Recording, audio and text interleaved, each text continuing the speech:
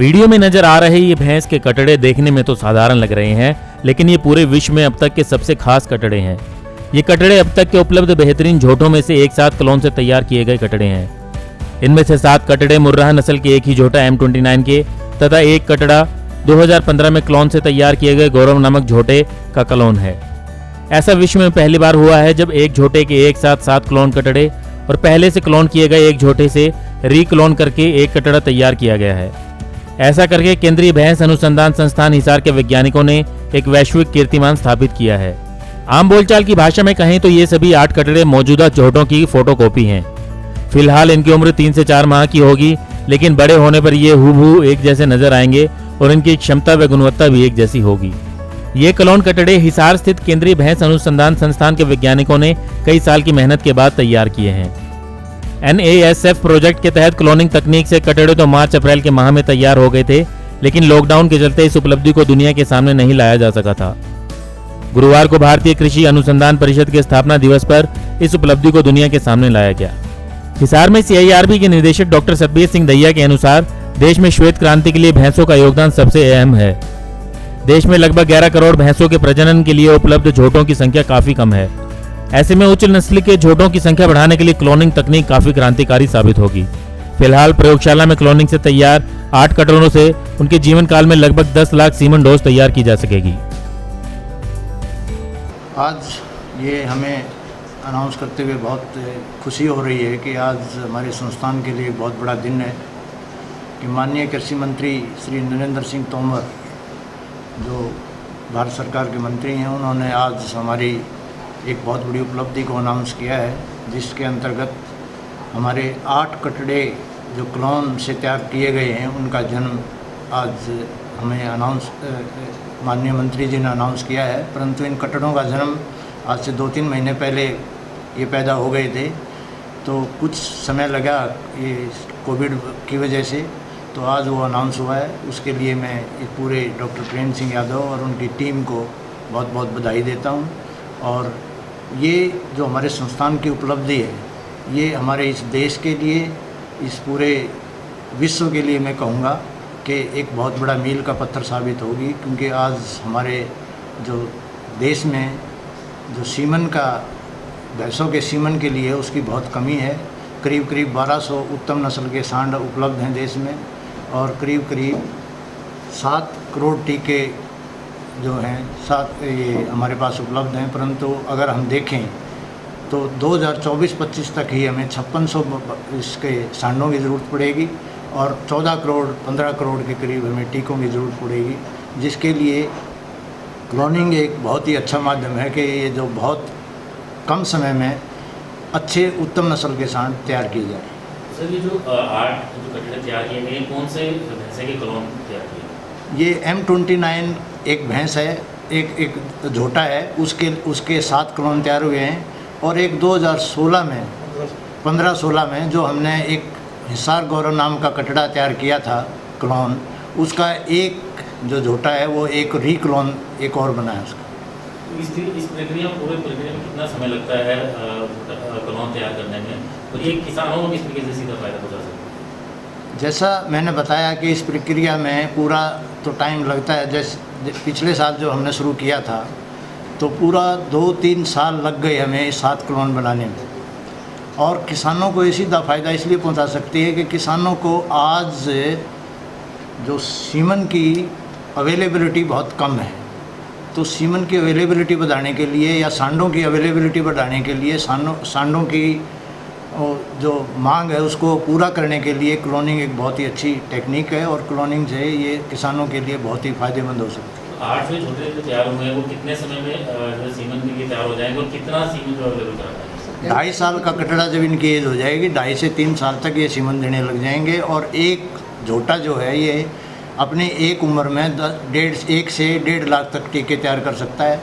और इससे जो 10 कटड़े हमारे पैदा हुए हमें 10 से 15 लाख डोज का अनुमान है कि आगे हम आने वाले समय में अगले 4-5 साल में ही 10 से 15 लाख नहीं 3 साल बाद इनके ये सीमन देने लगेंगे, और उसके और 4 साल बाद ये 10 से 15 लाख डोज हमारे पास तैयार होंगे। 305 दिन की लैक्टेशन होती है, उसमें ज़्यादा दूध दे, ये नहीं कि एक भैंस ने आज 25 लीटर दे दिया और फिर उसके बाद वो 3 महीने 4 महीने 5 महीने बाद वो दूध देना बंद कर देगी। भैंस वो है जो लंबे समय तक दूध दे, और इसलिए हम जैसे डॉक्टर यादव भी बता रहे थे कि 4000 लीटर से ऊपर जो हमारे पास भैंसें आज के दिन 6 भैंसें ऐसी हैं जो 4000 लीटर से ऊपर एक ब्यात में दूध देती है, और 3000 लीटर से ऊपर देने वाली तो 66 भैंसें इस संस्थान में उपलब्ध हैं, 66। तो ऐसी हम भैंसें तैयार कर रहे हैं जो लंबे समय तक दूध दें और एक ब्यात में ज़्यादा से ज़्यादा दूध दें। ऐसी भैंस हमें नहीं चाहिए, किसान को भी उसमें नुकसान होता है, जो एक बार तो 25 लीटर दे दे और फिर उसके बाद वो एकदम 10 लीटर पे आ जाए। ऐसी भैंसें अच्छी नहीं होती, पर भैंस वो अच्छी होती है जो लंबे समय तक लंबी वो अपने पूरे ब्यात में 4000 लीटर उससे ऊपर दूध दे। तो इसलिए हम उनका क्लोन तैयार करेंगे जो हमारे संस्थान में उपलब्ध है। CIRB में क्लोनिंग टीम के प्रमुख डॉक्टर प्रेम सिंह यादव ने बताया कि इस तरह के कार्यक्रम में पूरे विश्व में भारत का नाम अग्रणी है। एक ही झोटे के एक साथ 7 क्लोन तैयार करने का कार्य किसी ने नहीं किया है। डॉक्टर यादव ने बताया कि इस प्रोजेक्ट में किसानों और पशुपालकों को बहुत अधिक फायदा होगा। उच्च नस्ल के झोटों के सीमन से किसान बिना मेल करवाए अपने भैंसों का प्रजनन करवा सकते हैं। साथ ही उन्होंने बताया कि CIRB जल्द ही भैंसों की क्लोनिंग भी करनी शुरू कर देगा। क्लोनिंग को व्यावसायिक तौर पर भी शुरू करने की योजना है और भविष्य में किसानों की उच्च नस्ल की भैंसों की क्लोनिंग करने का काम भी शुरू किया जा सकता है। सबसे पहला क्लोन चाइना में पैदा हुआ था। आज इंडिया सबसे लीडिंग कंट्री है क्लोनिंग में।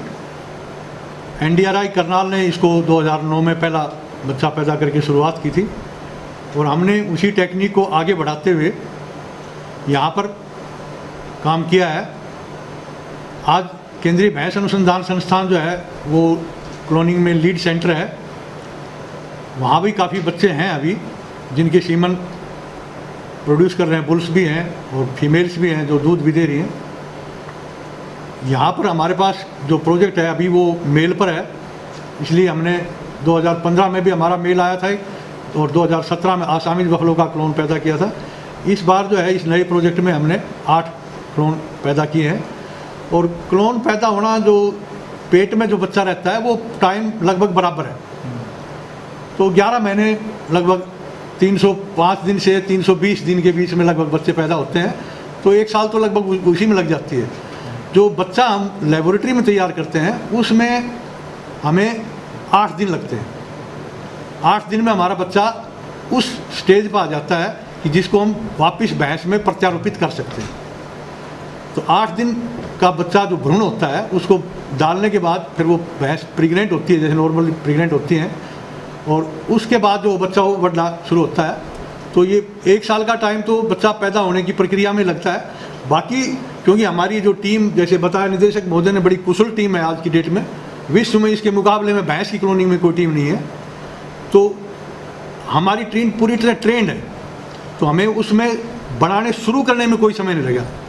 जैसे ही भैंसें आई उनकी डिजीज टेस्टिंग और जो रिक्वायरमेंट्स वो पूरी करके, और हमारे पास पहले महीने में ही प्रेगनेंसी आनी शुरू हो गई थी। तो उसकी वजह से इस नई परियोजना में हमें बहुत समय नहीं लगा। साल, सवा साल, 1.5 साल जो उसके जेस्टेशन लेंथ और बाकी चीज़ें उन्हीं में जो समय लगा वो लगा। एनिमल्स परचेज करना, प्रोक्योर करना, स्टाफ रिक्रूट करना, बाकी जो कुशलता थी वो हमारे पास और जो मशीनें थी वो हैं। इस प्रोजेक्ट में हमें और 65 लाख रुपए मिले थे मशीनें खरीदने के लिए, मात्र मशीनों के लिए।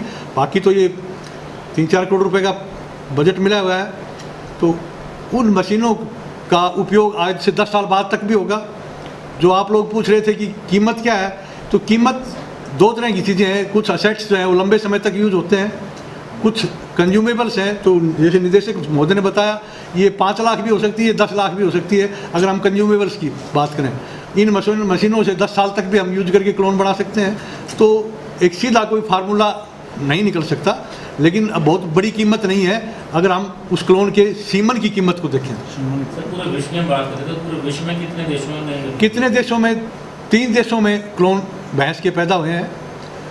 तो लेकिन जो नंबर है, जैसे चाइना में भी 1-2 ही पैदा हुए हैं, 1-2 थाईलैंड में पैदा हुए हैं, और बाकी इंडिया में ही हुए हैं।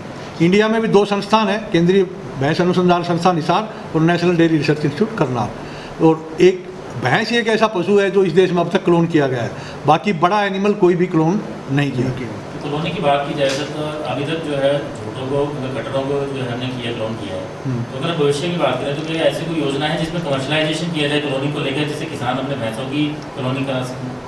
हमारी ये बहुत बड़ी इच्छा है, हमारा विजन है, हमारी सोच है, हमारी टीम की सोच है, और हमने इस मामले में बहुत गहराई से बातचीत भी की है निदेशक महोदय के साथ भी, कि अल्टीमेटली हम चाहते हैं कि कोई न्यू इंडिया स्टार्टअप्स इस परियोजना को लें और लार्ज स्केल पे बढ़ाएं, क्योंकि संस्थान के वैज्ञानिकों के पास एक अलग तरह की जिम्मेवारी होती है।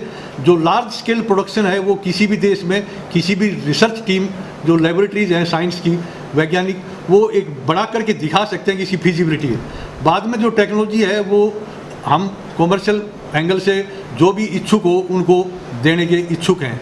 अब उसमें क्या प्रक्रिया अपनाई जाएगी उसके बारे में अब हम आगे विचार विमर्श करेंगे, अभी बहुत आगे तक, लेकिन ये हमने अपने विजन के अंदर जरूर डाला हुआ है कि हम ऐसी सोच रखते हैं कि हम इस प्रक्रिया को और लोगों को भी देंगे। ये कहा जा सकता है कि भैंस की कॉलोनी की जल्दी शुरू की जाएगी। भैंस की कॉलोनी के बिल्कुल हमारे पास सेल्स ऑलरेडी तैयार हैं और कुछ अटैम्प्ट हमने लिए हैं, लेकिन इसमें क्योंकि कई बार इसमें बड़ा विचित्र होता है कि कुछ एनिमल्स की सक्सेस रेट बहुत ज़्यादा होती है, लेकिन कुछ एनिमल्स जो है उनको क्लोन करना थोड़ा मुश्किल होता है। तो भैंस के हमने किसी पर्टिकुलर एनिमल के कुछ एम्ब्रियो हमने यूज किए हैं, अभी उसमें नहीं हो पाया, लेकिन भैंस की हमने जो हमारी बहुत अच्छी भैंसें अभी CIR में उपलब्ध हैं जिनकी दूध की मात्रा 4000 लीटर से ऊपर है। तो ये भी इन संस्थान में पहली बार हो रहा है कि 4000 लीटर से ऊपर वाली जो लैक्टेशन यील्ड वाले एनिमल्स हमारे पास हैं, और उन्हीं को हम जो टॉप है उनमें से उन्हीं को क्लोन करना चाहेंगे। उनकी सेल ऑलरेडी हमारी लैब में हमने फ्रीज कर ली हैं और उनसे हम फीमेल के एम्ब्रियो बना करके भैंस में डालने के इच्छुक हैं। CIRB के वैज्ञानिकों की इस टीम को केंद्र सरकार की तरफ से 5 लाख रुपए का पुरस्कार देने की भी घोषणा की गई है। देश के मुर्रा नस्ल व उसके जैसे अन्य उच्च नस्लों की भैंसें देने वाले CIRB संस्थान ने सबसे पहले 2015 में गौरव नामक कटड़ा क्लोन तकनीक से पैदा किया था। अब यह कटड़ा झोटा बन चुका है और उनसे अब तक 10,000 सीमन डोज तैयार की जा चुकी है। उसके सीमन से दर्जनों स्वस्थ बच्चे पैदा हो चुके हैं, जिन्होंने साबित कर दिया है कि क्लोन झोटों की प्रजनन क्षमता भी गैर क्लोन झोटों के बराबर है।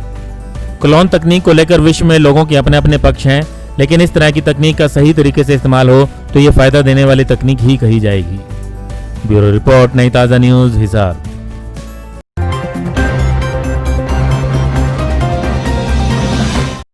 लेटेस्ट वीडियोस के लिए सब्सक्राइब करें हमारा चैनल नई ताज़ा न्यूज़ और दबाएं बेल आइकॉन ताकि आप मिस ना करें कोई भी अपडेट।